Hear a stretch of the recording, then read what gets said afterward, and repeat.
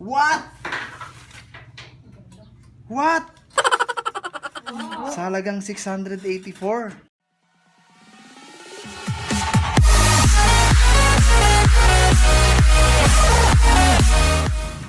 Alright. Mag-unbox tayo ng fresh na fresh from Lazada. Diniliver ni Kuya. Mainit pa.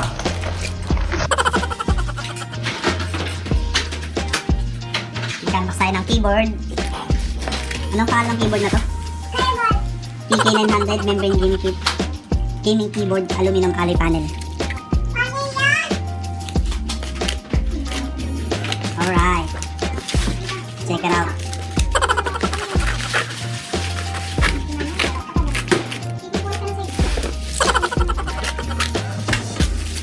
Yun.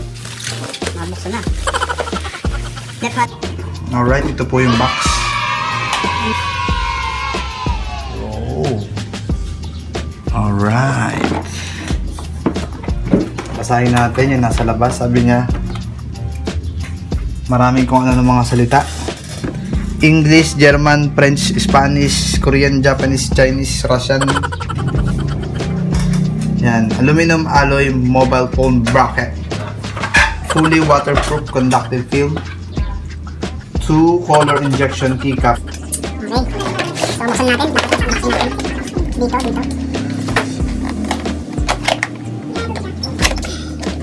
Tantararan! Tarararan! Ito na, lumabas na yung para sa kaliwa. Hindi ito yung rest na. Alright.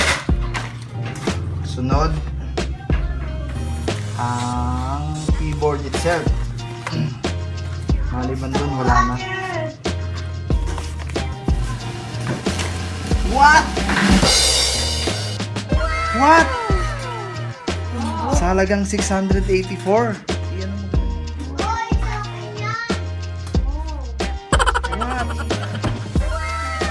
Yes, aluminum.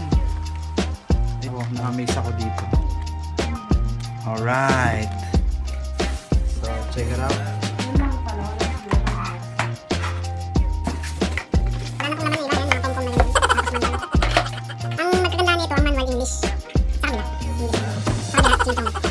Alright? So, ganun, hindi kayo may dito kasi sabihin ko yung function. Turn on backlight, turn on backlight. Function plus SDR for stick. Alright. Alright, ito meron siyang kasamang screw. Hindi mo natin lalagay kasi titesting mo natin yung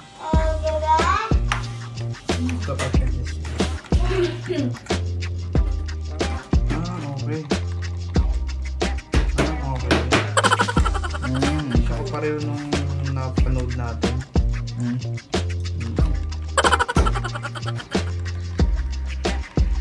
Anyway, ayan, may kasama kang keyboard.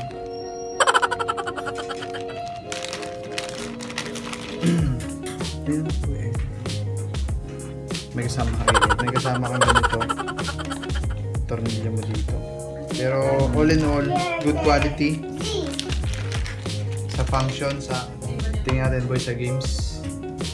Subukan natin dito sa laro natin. Tibay to. Tibay to. Ano na to? Premium yung dating, no? Sa halagang 684, premium quality. Ay, hindi. Ang ganda kasi oh. May kulay na letra. Alright, i-game test natin ngayon. Masasabi ko guys, dito sa keyboard na to, hindi ko na-experience yung na-experience ko before sa dati kong keyboard. Kasi ang pangit, nakakainis. Mabubisit kapag naglalaro ka. Hindi nag-function ng maayos. Pero ito sa presyo niya, sulit na. Yung quality ng pagkakagawa, yung design, yung material na ginamit, ayos na ayos. Yung wire, premium quality. At kaya kung nagtitipid kayo sa halaga ng keyboard na to, sulit na kayo dito. Kasi maganda naman siyang gamitin. Nagustuhan ko talaga lahat ng design, lahat function at yung kulay, hindi OA. Kaya guys, maraming salamat sa panonood ng video na to. Huwag niyong kalimutan na mag-like at mag-subscribe. I-hit nyo lang yung notification bell para parati kayong updated. Maraming salamat guys. Kita-kita tayo sa susunod na video. Sana nagustuhan nyo tong review na to. At kung mamarapatin, pakishare nyo na lang din para marami pang makapanood at malaman kung maganda ba tong keyboard na to or hindi. Sige guys, maraming salamat. See you next time, next vid. Adios!